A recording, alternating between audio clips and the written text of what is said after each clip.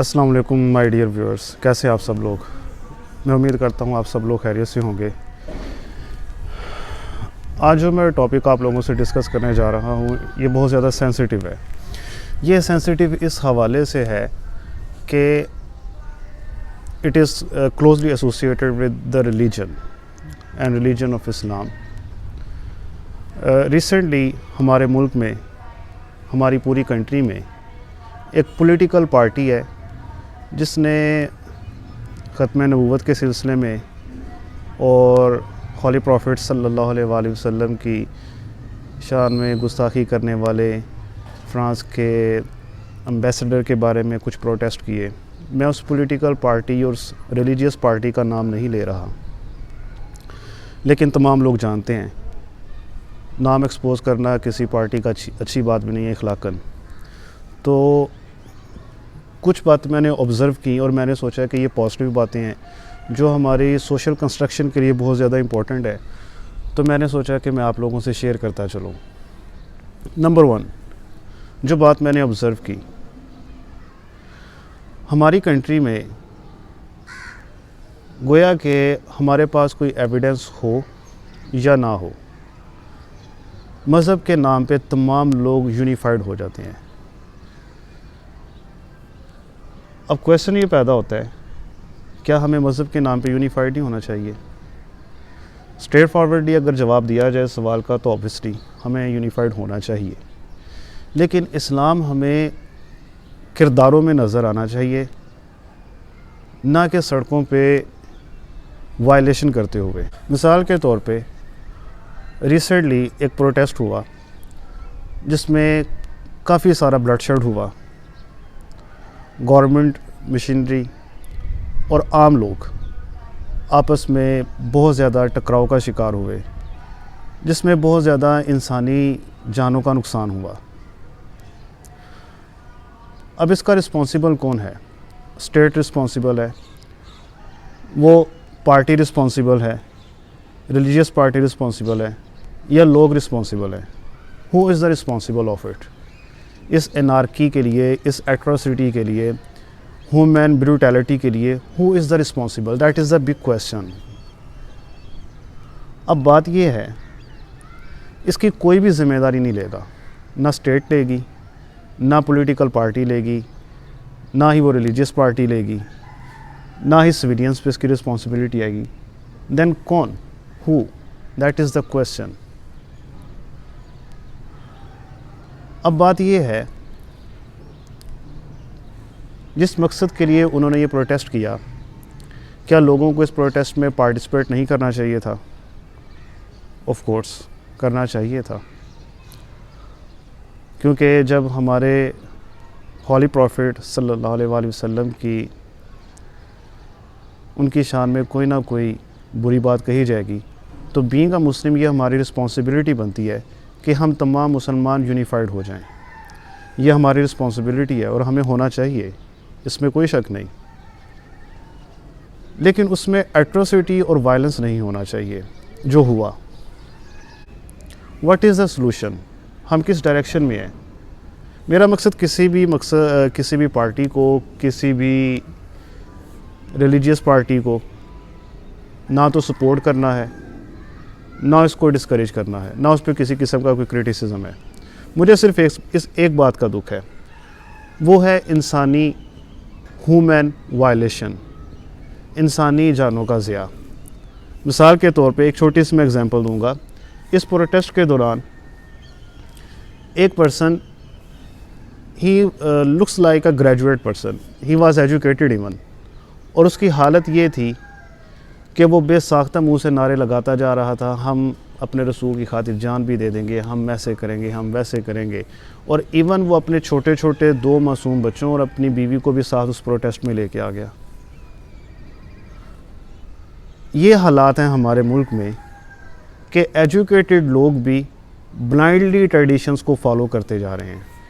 मैं फिर से ये कहूँगा कि इसमें कोई बुरी बात नहीं है कि आप अपने राइट्स के लिए, प्रोटेस्ट के लिए निकलते हैं, आप ज़रूर निकलें, लेकिन क्या आपको इस बात की श्योरिटी है कि जिस पार्टी को आप फॉलो कर रहे हैं उसका प्योरली और जेन्युइनली पर्पस यही है कि वो हॉली प्रॉफिट के लिए निकले हैं सड़कों पे?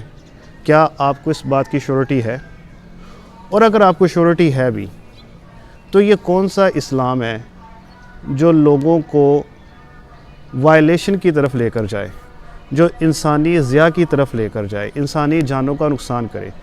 मज़हब Islam, it is a peaceful religion throughout the world. It is a symbol of peace, it is a symbol of humanity. रसूल अकरम ने सल्लल्लाहु अलैहि वसल्लम, उन्होंने रिलीजन को लोगों को सोफिस्टिकेटेड बनाने के लिए इंट्रोड्यूस करवाया, और हम लोगों ने इसके ऑपोजिट इस्तेमाल करना शुरू कर दिया. अब सलूशन क्या है? अगर हम सड़कों पे निकलते हैं तो हमारी जानों का ज़िया होता है, हमारा इंफ्रास्ट्रक्चर तबाह होता है, और अगर हम नहीं निकलते तो हम पे ये एक टैग लगा दिया जाएगा कि ये अपने पैगंबर के राइट्स के लिए बाहर नहीं निकला. क्या कर सकते हैं हम? हमारे पास क्या सलूशन है इसके लिए? क्या हम चुपचाप बैठ जाएं, खामोशी से घरों में बैठे रहें कि हम सड़क पे ना आए, या अगर आए तो उसका पीसफुल सलूशन क्या है? एक बड़ा सिंपल सा सलूशन है जो मैं बताना चाह रहा हूँ ये सारी बात करके. फ्रांस ने अगर ये हरकत की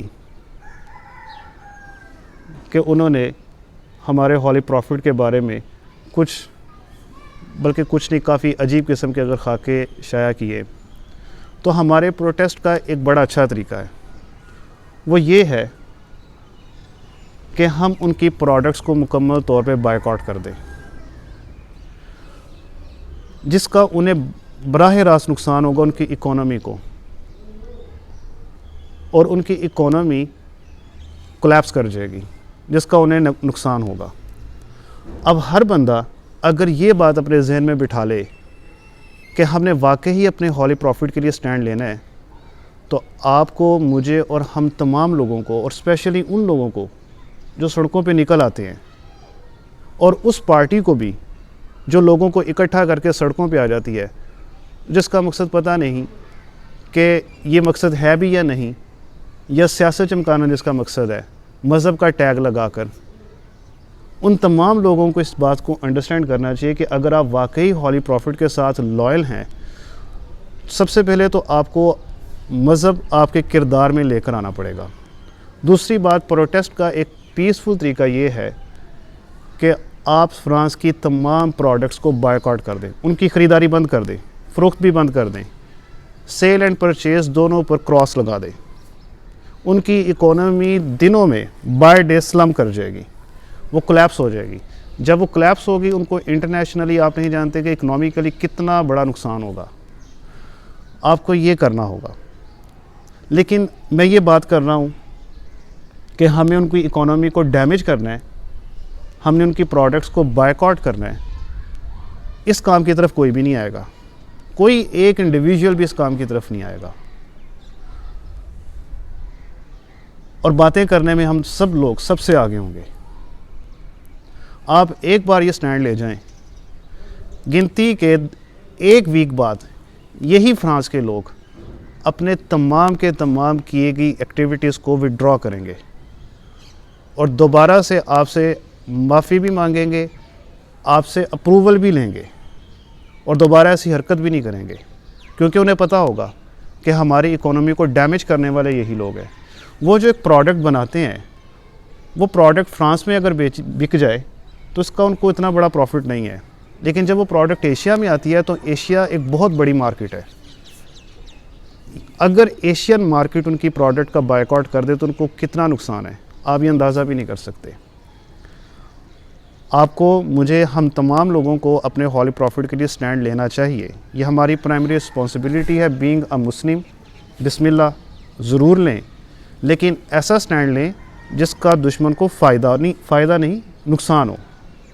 ऐसा स्टैंड मत ले कि जिससे हमारे ही मुल्क का इंफ्रास्ट्रक्चर तबाह हो, हमारे आपस में ही लोग एक दूसरे के ख़िलाफ़ लड़ पड़े, सिविलियंस एक दूसरे से लड़ें, रियासत और सिविलियन आपस में टकराएं, रियासत का भी नुकसान हो, सिविलियन का भी नुकसान हो. और यही चीज़ें वो लोग चाहते हैं. जो लोग वो चाहते हैं आप वही कर देते हैं. आज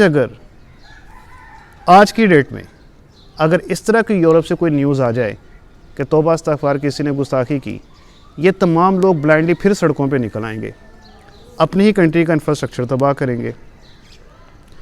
वो पार्टी जो मज़हब का सहारा लेगी वही इन लोगों को इकट्ठा करेगी और ये लोग मज़हब के नाम पे, हॉली प्रॉफिट के नाम पे इकट्ठे हो जाएंगे और फिर रियासत और सिविलियन आपस में टकराएंगे। मुल्क का नुकसान होगा, इंसानी जानों का नुकसान होगा, एट्रोसिटी होगी, एनार्की होगी, वायलेंस होगा, ह्यूमन राइट्स को डिस्ट्रॉय कर दिया जाएगा। अब इन तमाम चीज़ों का क्या हमें बीइंग अ मुस्लिम और बीइंग अ मुस्लिम स्टेट और बीइंग अ सिविलियन कोई फ़ायदा हुआ? Obviously not. तो करना क्या होगा? एक पॉजिटिव स्टैंड लें, उनकी इकोनॉमी का बायकॉट करें। मैं ये चाहता हूँ कि आप इस पैगाम को आगे भी पहुँचाएँ। अल्लाह ताला आपको और मुझे, हम सब को इन चीज़ों पर अमल करने की तौफीक दे। और मज़हब हमें सबसे पहले अपने किरदार से शुरू करना है और अगर कोई ऐसी हरकत करे तो हमें स्टैंड भी ज़रूर लेना है और स्टैंड इस तरह का लेना है जो पुरअमन हो, और जो इस तरह की हरकत करे हमारे हॉली प्रॉफिट के बारे में, उसको इसका पूरा नुकसान हो। हम लोग ये नुकसान उनको पहुंचाते नहीं और वो लोग यही चाहते हैं कि ये आपस में टकराएं, ये यूनिफाइड मत हों, ये आपस में टकराते रहें, सिविलियन और स्टेट दोनों आपस में मिसमैच करें, आपस में टकराएं, स्टेट का बेड़ा गर्क हो, मुसलमानों का बेड़ा गर्क हो। और हम सब लोग ये कर रहे हैं और ब्लाइंडली कर रहे हैं। और सबसे ज़्यादा पेनफुल बात ये है कि एजुकेटेड लोग भी इस सोसाइटी का हिस्सा है। एजुकेटेड लोग जिनको अल्लाह ताला ने शऊर दिया है, कहा जाता है कि education is the ornament of human perceptions and personality.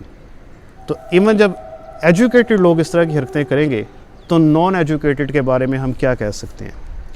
मैं बात को बहुत मुख्तसर करते हुए आपसे इजाज़त चाहूँगा।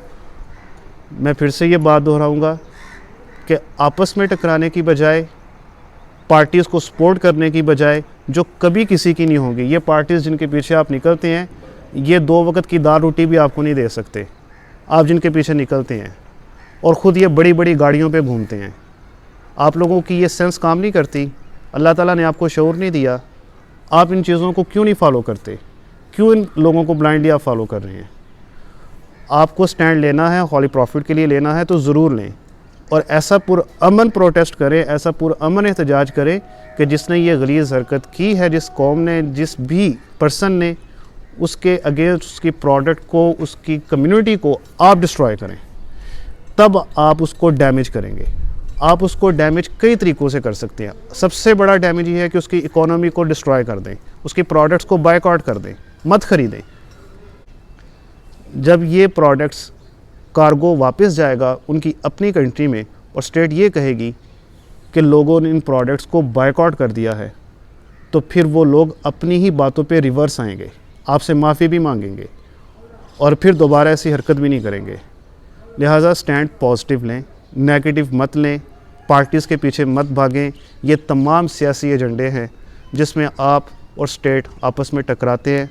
नुकसान आम आदमी का होता है, नुकसान स्टेट का होता है, नुकसान सिविलियंस का होता है। और ये वही सिविलियंस हैं जो बेचारे आज बड़े सारे मसाइल का शिकार हैं। Thank you so much for watching.